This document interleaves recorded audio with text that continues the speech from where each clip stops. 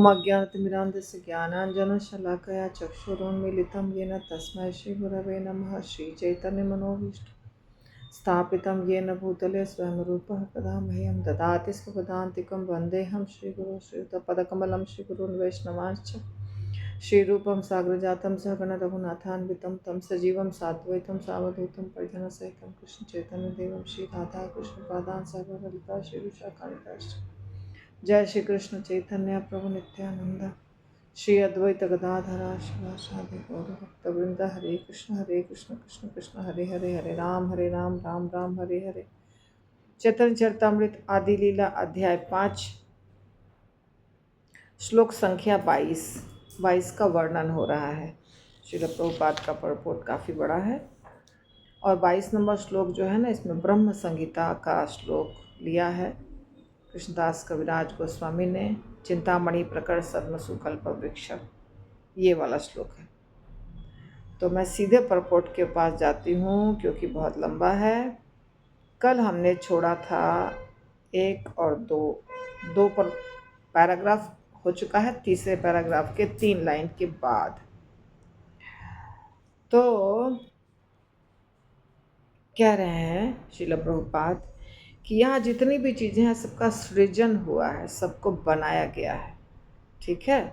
और सृजन के लिए रजोगुण की आवश्यकता होती है, किंतु वैकुंठ लोक में रजोगुण नहीं होता है, अनुपस्थित है। अतएव वहाँ किसी वस्तु की सृष्टि नहीं हुई है, वहाँ हर वस्तु शाश्वत है। सृष्टि करने के लिए रजोगुण चाहिए, क्रिएट करने के लिए रजोगुण चाहिए, लेकिन भगवत धाम में तो रजोगुण है ही नहीं। आध्यात्मिक जगत में रजोगुण नहीं होता है। वैकुंठ धाम, भगवत धाम, कहीं भी रजोगुण नहीं है। वैकुंठ धाम और भगवत धाम अलग मैंने बोला, वैकुंठ धाम ही है सब, उसी में सबका अलग अलग नाम है। जैसे कि गोलोक धाम एक अलग धाम है।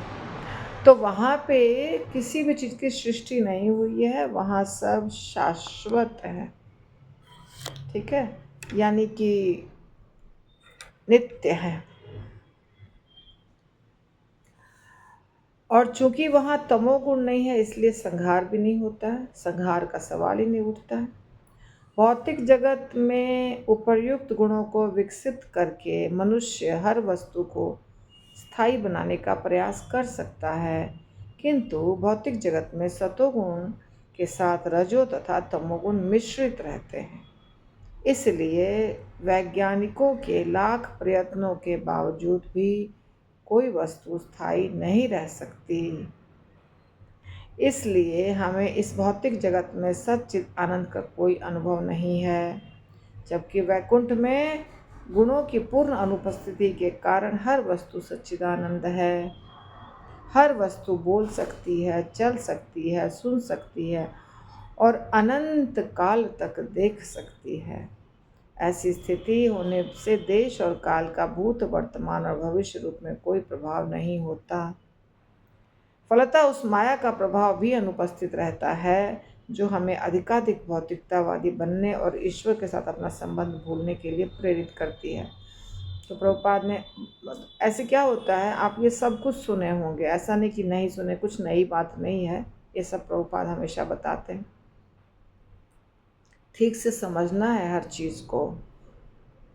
बुक पढ़ने का मतलब होता है समझना होता है, ठीक है। चीज़ों को समझना है ठीक से, तभी आपका इंटरेस्ट जगेगा कि हम भगवत धाम जाएं। तो भगवत धाम में ये 3 गुण जो है ना, प्रकृति के 3 गुण, ये नहीं होते हैं। ये प्रकृति माता भी शाश्वत है, प्रकृति माता अशाश्वत नहीं है। बहिरंगा शक्ति है भगवान की, तो वो भी शाश्वत है। पर जब वो इस दुनिया में कार्य करती हैं, भौतिक दुनिया में, तो यहाँ पे गुण होते हैं उनके अंदर। जो शाश्वत प्रकृति माता हैं वो तो ये भौतिक गुणों से परे हैं, उसमें कुछ भौतिक गुण वहाँ पे नहीं होता है। मगर अगर यहाँ कार्य करना है भौतिक दुनिया में, तो उसमें गुण होते हैं। तो भौतिक दुनिया में जो भी चीज़ बनती है वो सब टूटती है, बिखरती है, बर्बाद होती है, उसका नाश होता है। क्योंकि यहाँ 3 गुण हैं। रजोगुण से सृष्टि होती है और तमोगुण से विनाश होता है। तो यहाँ कितना भी प्रयास कोई करे कि मैं ऐसा स्ट्रॉन्ग चीज़ बनाऊंगा, ऐसा स्ट्रॉन्ग चीज़ बनाऊंगा, इसका कभी विनाश नहीं होगा, ये संभव नहीं है। और आप देखते हैं प्रत्यक्ष, कितनी भी ऊंची बिल्डिंग बन जाए, स्ट्रॉन्ग बिल्डिंग बन जाए, हमारे देश को छोड़ो अमेरिका में बन जाए, वो नाश उसका होना निश्चित है। पुल बनता है इतना स्ट्रॉन्ग, वो भी टूटता है। गाड़ियाँ बनती हैं, कोई भी चीज़, किसी भी चीज़ से बनाया जाए, लोहा से बना ले, हीरे से बना ले, हर चीज़ को टूटना है, बर्बाद होना है। उस हर चीज़ अलग अलग तरीके से बर्बाद होती है। कहेंगे लोहा स्ट्रांग होता है, लोहा तो बर्बाद नहीं होना चाहिए, और उसमें जंग लगेगा तो बर्बाद होगा। तो हर चीज़ बर्बाद होती है, क्योंकि यहाँ पे काल तत्व है और गुण है। ये दोनों चीज़ है, एक तो काल है और दूसरा प्रकृति के 3 गुण हैं। और ये इन इन चीज़ों का प्रभाव आध्यात्मिक जगत में नहीं होता है। इसीलिए आध्यात्मिक जगत में हर चीज़ सच्चिदानंद है। हर चीज़ वहाँ का जो भी है, यानी जैसे हम देखते हैं टेबल, कुर्सी, बेड, फर्नीचर, पेड़ पौधे, ये लोग यहाँ तो यहाँ बात नहीं कर सकते, वहाँ सब बात कर सकते हैं, सब चल सकते हैं, सुन सकते हैं, बोल सकते हैं आध्यात्मिक जगत में। तो आध्यात्मिक जगत अलग होता है, ठीक है। हम लोग भगवान के दिव्य शरीर से निकलने वाली स्फुलिंग होने के कारण उनसे शाश्वत रूप से संबद्ध हैं और गुण में उनके तुल्य हैं। हम भगवान के छोटे से रूप हैं, बहुत छोटा रूप, स्फुलिंग। जैसे आग जलती है तो उसका एक चिंगारी ऊपर उठ जाता है, वैसा हम बहुत छोटे से हैं और भगवान बहुत बड़े से हैं। अणु और विभु, भगवान विभु, हम अणु। तो सेम क्वालिटी, सेम। आपने अचिंत्य भेदाभेद तत्व पढ़ा है। क्वालिटी वाइज सेम, भगवान में और हमारे में सेम गुण है, परंतु हम बहुत छोटे हैं, भगवान बहुत बड़े।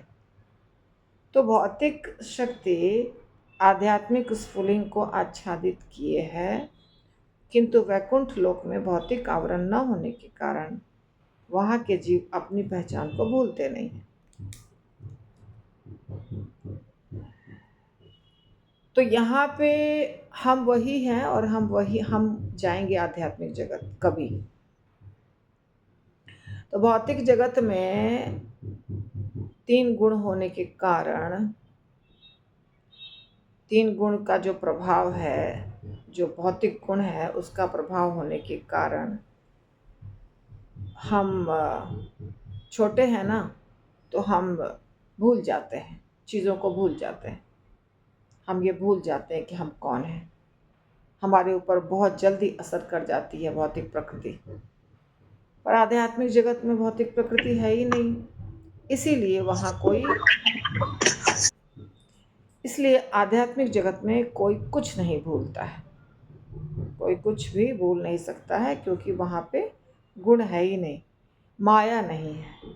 आप सिंपल भाषा में समझ सकते हैं कि माया नहीं है। तो उन्हें ईश्वर के साथ अपनी इस वैधानिक स्थिति का पूर्ण ज्ञान है कि उन्हें भगवान की दिव्य प्रेमा भक्ति करनी चाहिए। चूँकि वे लोग भगवान की दिव्य सेवा में निरंतर लगे रहते हैं, अतएव उनकी इंद्रियां भी दिव्य होती हैं, क्योंकि भौतिक इंद्रियों से भगवान की सेवा नहीं की जा सकती। वैकुंठ लोक के निवासियों की भौतिक इंद्रियां नहीं होती जिससे वे प्रकृति पर प्रभुत्व जताना चाहे। हमारा जो है सब भौतिक है, हम सब कुछ आत्मा को छोड़ के बाकी जितना आवरण है हमारे ऊपर, सूक्ष्म शरीर, स्थूल शरीर, है ना, ये सब सब गुणों का प्रभाव है सबके ऊपर, और सब भौतिक है। इसीलिए हम माया में फंसते हैं, हम गलतियां करते हैं, हम विचलित होते हैं, हमारे अंदर बहुत सारे दोष हैं, हम भूल जाते हैं। ये सारा जो प्रॉब्लम है सबका कारण है माया। परंतु ये माया जब आध्यात्मिक जगत में नहीं होगी तो वहाँ कुछ भी नहीं होगा। किसी के पास भौतिक इंद्रियां नहीं है, सबके पास दिव्य शरीर है, दिव्य इंद्रियां है, पूर्ण ज्ञान है।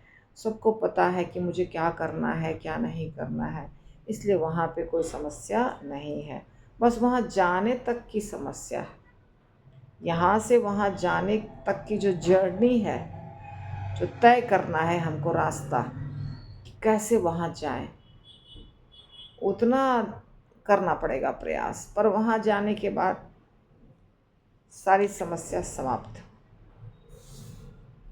अल्पज्ञानी मनुष्य इस निष्कर्ष पर पहुँचते हैं कि भौतिक गुणों से शून्य स्थान किसी न किसी रूप विहीन निरर्थकता से युक्त होगा, किंतु वैकुंठ में गुण है जो भौतिक गुणों से भिन्न है। तो यहाँ पे हर चीज़ भौतिक है और हम भौतिक चीज़ों के ऊपर मालिक बनने की कोशिश करते हैं कि ये सब मेरा है मेरा है। ये तो आपको समझाने की ज़रूरत नहीं है।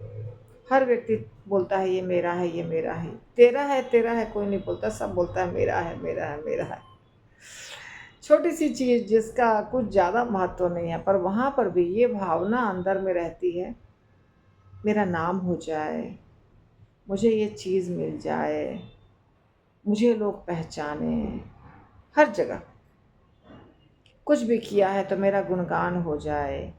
ये सारा जो चक्कर है यहाँ पे, बस एक ही उसका जड़ है, जड़ तत्व यही है और कुछ नहीं। भौतिकता का प्रभाव, माया का प्रभाव। तो जब आध्यात्मिक जगत में क्या है, फिर गुण नहीं है तो क्या है? तो कुछ लोग बोलते हैं कि वो निर्गुण है, निराकार है, निर्विशेष है, शून्य है। तो नहीं, प्रभुपाद कह रहे हैं कि नहीं, ऐसा नहीं है। वहाँ बहुत गुण है पर भौतिक गुण नहीं है। वहाँ की हर वस्तु शाश्वत है, अनंत है और शुद्ध है। जहाँ का आकाश स्वतः प्रकाशित है, अतएव वहाँ सूर्य चंद्र अग्नि की आवश्यकता नहीं पड़ती है। जो व्यक्ति उस धाम में पहुँच जाता है वह भौतिक शरीर लेकर इस जगत में वापस नहीं आता। वैकुंठ लोक में आस्तिकों और नास्तिकों में कोई अंतर नहीं होता, क्योंकि वहाँ निवास करने वाले भौतिक गुणों से मुक्त रहते हैं। इस तरह सुर और असुर समान रूप से भगवान की आज्ञाकारी प्रियदास होते हैं। स्वर्ग में ऐसा नहीं है। स्वर्ग लोक में सब कुछ हमारे जैसा ही है, केवल सुविधा ज़्यादा है। लेकिन आध्यात्मिक जगत में जब पहुंचते हैं, यानी वैकुंठ लोक में पहुंचते हैं, कोई भी वैकुंठ लोक में, तो ये सब वहाँ के गुण हैं। वहाँ कुछ भी भौतिक नहीं होता। न तद्भासयते सूर्यो न शशांको न पावकः, वही लिखा है प्रभुपाद ने। वहाँ पे आकाश स्वयं प्रकाशमान होता है, सूर्य चंद्रमा की आवश्यकता नहीं होती है। तो सब लोग आज्ञा का पालन करते हैं। जैसे मन में यहाँ चला आता है ना, हम थोड़ी बेईमानी कर लें, 99.9% लोगों के मन में होता है। अगर ट्रैफिक पुलिस नहीं हो तो देखिए कितने लोग ग्रीन लाइट और रेड लाइट को फॉलो करते हैं, कितने लोग लेफ्ट से जाते हैं, कितने लोग वन वे में नहीं घुसते हैं। वो आप नोटिस करके देख लीजिएगा। डर के मारे थोड़े समय तक फॉलो करेंगे, अब करेंगे क्योंकि अब बिल जाता है, डायरेक्टली उनके फ़ोन पे चला आता है पेनल्टी। अब ऑटोमेटिक हो गया है, पुलिस की ज़रूरत नहीं है, ट्रैफिक पुलिस की। आपने सिग्नल तोड़ा तो आपको इतना पेनल्टी आ जाएगा, आपके फ़ोन नंबर पे वो मैसेज आ जाएगा, इतना पेनल्टी है आपको लगने वाला है, आपने सिग्नल तोड़ा। कुछ भी आप वन वे में गए, क्योंकि अभी सीसीटीवी कैमरा जो लगा हुआ है वो कनेक्टेड है उससे। तो अब तो खैर वो अलग बात हो गई, लेकिन अगर कोई नहीं देख रहा है, कोई डंडा लेके नहीं खड़ा है, तब कितने लोग नियम का पालन करेंगे वो देखिए। इसका मतलब है कि हर व्यक्ति चाहता है कि हम कोई रूल नहीं फॉलो करें,